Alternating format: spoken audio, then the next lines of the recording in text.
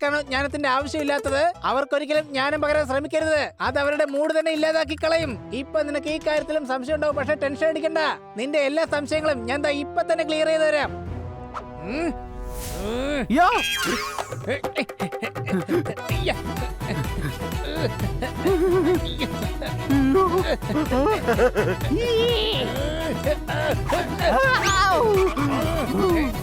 അയ്യോ എടാ വേണ്ടടാ അടി, എടാ അടി.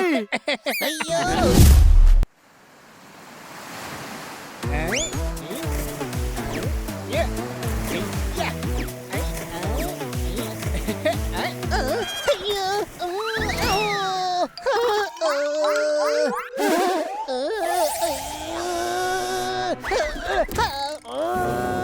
ഇങ്ങനെയാണ് ഉണർത്തുന്നേ.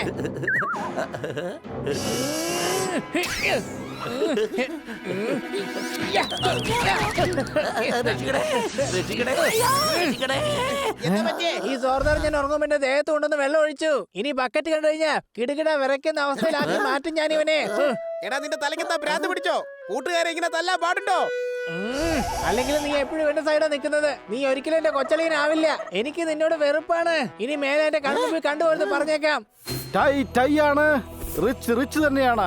ആരെന്തൊക്കെ ആയാലും കൊച്ചളിയൻ കൊച്ചളിയൻ തന്നെയാണ്. എന്റെ കൊച്ചളിയനോട് ഒരിക്കലും ഇങ്ങനെ സംസാരിക്കാൻ പാടില്ല.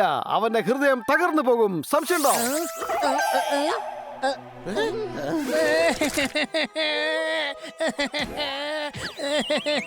അയ്യോ പക്ഷെ എന്താ ഇത്? അവൻ കരച്ചിൽ നിർത്തുന്നില്ലല്ലോ. എന്റെ വെല്ലുവിളി ഇങ്ങനെ കിടന്ന് കരയല്ലേ?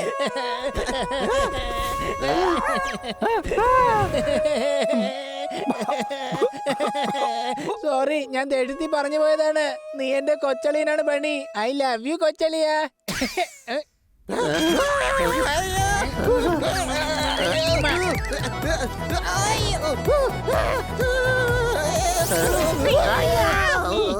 സോറി സോർദാറെ, ഇനി ഒരു കാരണവശാലും നിന്നെ ഒരിക്കലും ഞാൻ തല്ലില്ല. അതവിടെ നിക്കട്ടെ. പക്ഷെ നീ എന്തിനാ ഇത്രയും വലിയ ഇമോഷണൽ നാടകം കളിക്കുന്നേ? എടാ ഇമോഷണലൊക്കെ പിന്നെ ആകാം. നീ ആദ്യം ബക്കറ്റ് ഒന്ന് ഊരിയെടുക്ക. ഊരിയെടുക്ക്. ഹണി കരയുന്ന കരച്ചിൽ കണ്ടിട്ട് ഇവന്റെ കണ്ണീരൊപ്പാൻ ഈ ബക്കറ്റ് വേണ്ടി വരുമെന്നാ തോന്നുന്നത്. എടാ ഇരിക്കുന്ന കാരണം എനിക്ക് ശ്വാസം മുട്ടുന്നു. ഈ ബക്കറ്റ് വേഗം ഒന്ന് എടുക്ക. എടാ തലേന്ന് ബക്കറ്റ് എടുത്താ മതി. നീ ബോഡി എന്റെ തലയെടുത്ത് കളയരുത്.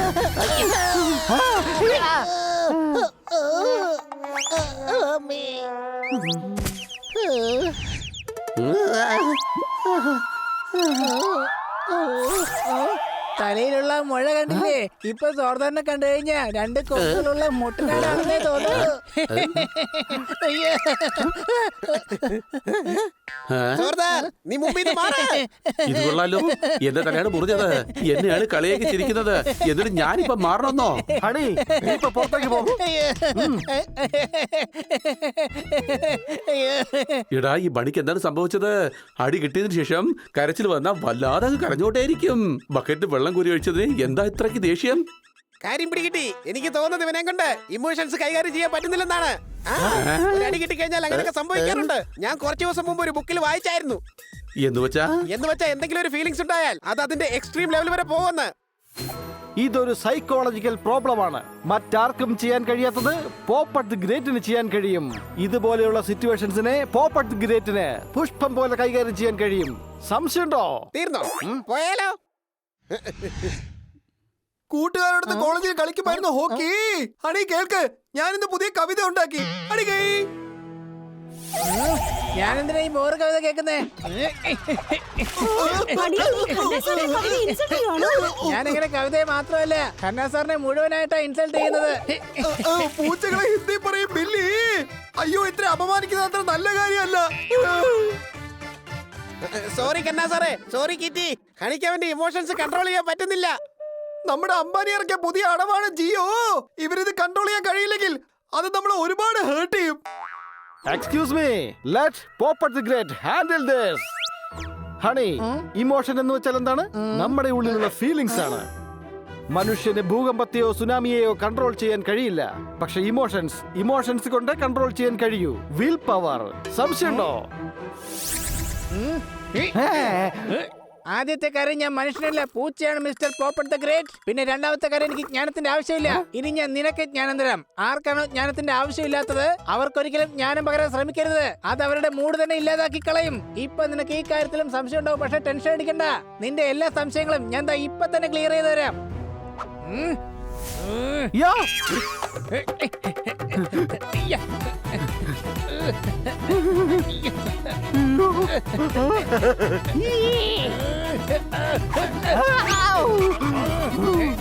അയ്യോ എടാ വേണ്ടടാ അടി എടാ അടി.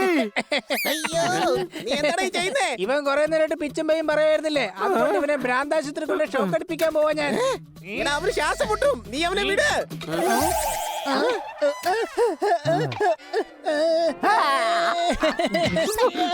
ജീവന്റെ ജീവനായ കൂട്ടുകാരനെ ഇന്ന് ആദ്യമായിട്ടാണ് ജീവൻ എടുക്കുന്ന ശത്രുവായി കണ്ടത്. ഈ കഥ ഞാൻ ഒരിക്കലും മറക്കില്ല എന്റെ ഹണി. സംശയമുണ്ടോ? സോറി, നിനക്ക് കുഴപ്പമൊന്നുമില്ലല്ലോ. എടാ നീ ഇങ്ങനെ ആവശ്യമില്ലാതെ ഞാനൊന്നും പകർന്നു കൊടുക്കല. എനിക്ക് പെട്ടെന്ന് ദേഷ്യം വരുന്നത് കണ്ടില്ലേ? ശരി, സമ്മതിച്ചു. നീ പോന്ന് കരച്ചിൽ നിർത്ത്. എന്നെ കൊണ്ട് പറ്റുന്നില്ല. ഇവനെ കൊണ്ട് ഇമോഷൻസ് ഒന്നും കൺട്രോൾ ചെയ്യാൻ പറ്റുന്നില്ല. ഞാൻ ഇന്നലെ ദോശയും സാമ്പാറോട് കഴിച്ചത് ഇവന് സൈക്കാട്രിസ്റ്റിന്റെ ആവശ്യമാണ് ഉള്ളത്. എന്താ? ഇവന്റെ മെന്റൽ ഹെൽത്ത് തകരാറിലായിരിക്കാണ്. ഇവനെ എന്റെ കൂട്ടുകാരൻ അശോകൻ ആലുമൂട്ടിന്റെ അടുത്തേക്ക് കൂട്ടിക്കൊണ്ട് പോവാ.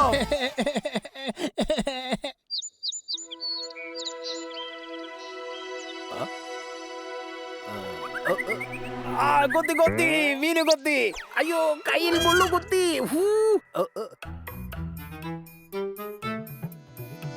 കടലിന്റെ അടിയിൽ നല്ല മണലാണ്.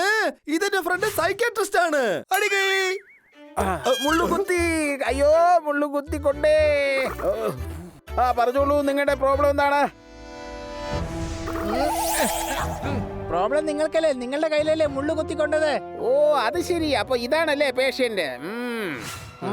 കണ്ടോ കണ്ടോ, ടാലന്റ് കണ്ടോ? ഒറ്റ നോട്ടത്തിൽ തന്നെ പേഷ്യന്റിനെ മനസ്സിലായി. ഡോക്ടർ ഇവിടെ വെച്ചാണോ ചികിത്സിക്കുന്നത്? ഇനി താങ്കളുടെ സമയമാണ്. സ്ഥലവും താങ്കളുടേതാണ്. എന്നാൽ ഈ സ്ഥലം ഇവന് പറ്റിയതല്ലെന്ന് താങ്കൾക്ക് തോന്നുന്നില്ലേ? ഞാനാണ് ഡോക്ടർ അശോകൻ ആൽമൂട്.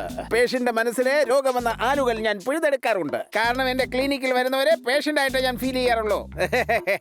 എന്റെ ഡോക്ടറെ, പേഷ്യന്റിനെ പേഷ്യന്റ് ആയിട്ട് ഫീൽ ചെയ്തില്ലെങ്കിൽ പിന്നെ ഡോക്ടറായിട്ടാണോ ഫീൽ ചെയ്യുന്നേ? B patient. അയ്യോ എനിക്ക് എന്റേതായ സ്റ്റൈലുകളുണ്ട്. കൊള്ളാം, അടിച്ചു പൊളിച്ചു തിമിർത്തു.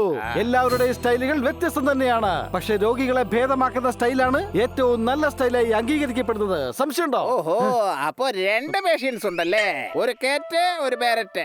അപ്പൊ ചികിത്സിക്കാനുള്ളത് രണ്ട് പേരെയാണ്. എന്തായാലും നന്നായി. ഡോക്ടറെ, പേഷ്യന്റ് ഇവനാണ് ഹണി. ഹണി, എന്താണ് സംഭവിക്കുന്നത്? ഞങ്ങൾ നിൽക്കുവാണ്, നിങ്ങൾ മീൻ പിടിക്കുവാണ്. ഇനി ഖന്ന സാറ് നല്ല ബോറ് കവിതകൾ ചൊല്ലും. അവരുടെയൊക്കെ കാര്യം വിട്ടേക്ക്, നമുക്ക് നമ്മുടെ കാര്യം നോക്കാലോ. നിനക്കെന്താ സംഭവിക്കുന്നത്? വിശക്കുന്നത് എനിക്കാണെന്നുണ്ടെങ്കിലും മീനെടുത്ത് കഴിക്കുന്നത് സോർദാറാണ്. അയ്യോ എന്റെ മീനെടുത്ത് കഴിച്ചോ നീ? മൂന്നാമത്തെ പേഷ്യന്റ്. ഒരു കാറ്റ് ഒരു പാരറ്റ് ഒരു ഡോങ്കി. അല്ല ഡോക്ടറിന് എന്താ വട്ടുണ്ടോ? അയ്യോ ഒരിക്കലും അല്ല, ഞാൻ ഈ വട്ടൊക്കെ മാറ്റുന്ന ആളാണ്. ആദ്യം കാറ്റിൽ നിന്നും തുടങ്ങാം. നിന്റെ പ്രോബ്ലം എന്താണെന്ന് ആദ്യം പറ. പ്രോബ്ലം ഉള്ളത് നിങ്ങൾക്കാണ്. നിങ്ങളുടെ മീൻ തിന്നു. ആദ്യം നിങ്ങൾ പോയി മീൻ പിടിക്കേ.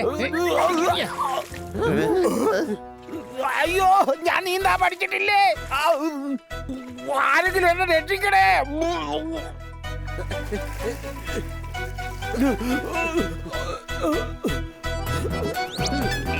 പിന്നെ മീനിന്റെ മുള്ളുകൊണ്ടേ. അയ്യോ കൊണ്ടേ.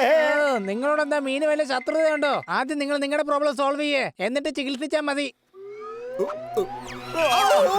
റേഞ്ച് ഇല്ലാതെ കോളെല്ലാം ജാം ആയിരിക്കുന്നു. ഉള്ളെടുത്തപ്പോ എന്റെ കൈ മുറിഞ്ഞിരിക്കുന്നു. എന്തൊരു ബോറ് കവിതയൊക്കെയായി പറയുന്നത്. പിന്നെ ഈ ഡോക്ടർ, ഇയാള് ഡോക്ടറൊന്നും അല്ല, മീൻപിടുത്തക്കാരനാണ്. ശരിക്കും ഒരു മീൻപിടുത്തക്കാരൻ. ഇയാൾക്ക് സ്വയം ചികിത്സയുടെ ആവശ്യമുണ്ടെന്ന് എനിക്ക് തോന്നുന്നത്. എന്റെ കാര്യം വിട്ടിട്ട് നിങ്ങൾ മീൻ പിടിക്കാൻ നോക്ക്. മീൻ നിങ്ങളെ കൊണ്ട് ചികിത്സിക്കാനൊന്നും പറ്റില്ല. ഹണി, നീ ശരിക്കും ലിമിറ്റ് ക്രോസ് ചെയ്യാണ്. നീ ഡോക്ടറിനെ വല്ലാണ്ട് ഇൻസൾട്ട് ചെയ്യുന്നുണ്ട്. ചൊല്ലിക്കൂടെ തല്ലിക്കൂടെ തള്ളിക്കള എന്നല്ലേ പറയാറുള്ളത്? നമ്മൾ ആദ്യം മര്യാദയ്ക്ക് ചൊല്ലിക്കൊടുത്തു. ഇപ്പൊ തല്ലേണ്ട സമയമായിരിക്കുന്നു. സംശയമുണ്ടോ? അതെ, തല്ല് കിട്ടി കഴിഞ്ഞാൽ ഇവരെ എല്ലാ പ്രശ്നങ്ങളും അതോടെ തീരും. പിടിക്കവനെ. എന്റെ കൂട്ടുകാരന്റെ ഭാര്യ ഗർഭിണിയാണ്. അയ്യോ അവരെ അടിക്കല്ലേ, അവരൊരു പേഷ്യന്റ് ആണ്. കവിതയാണോ ഇത്? ഖന്ന, നിന്നെ ആദ്യം തന്നെ ചികിത്സിച്ച് ഭേദമാക്കാം. അത് 50% ഡിസ്കൗണ്ടിനോടൊപ്പം.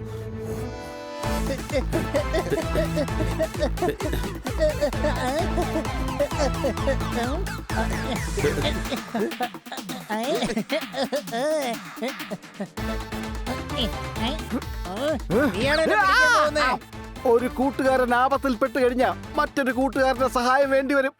ബണി കമോൺ, ദാ ഇവനെ പിടിക്ക്.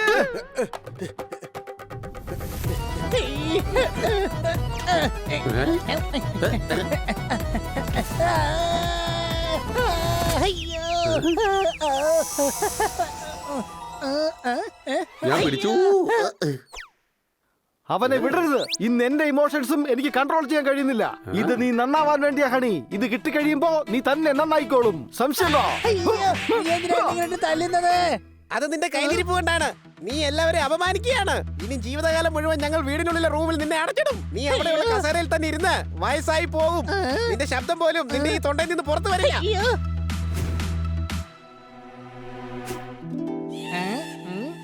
നിനക്കെന്താ ഹണി, പേടിയാവുന്നില്ലേ? ഇല്ല.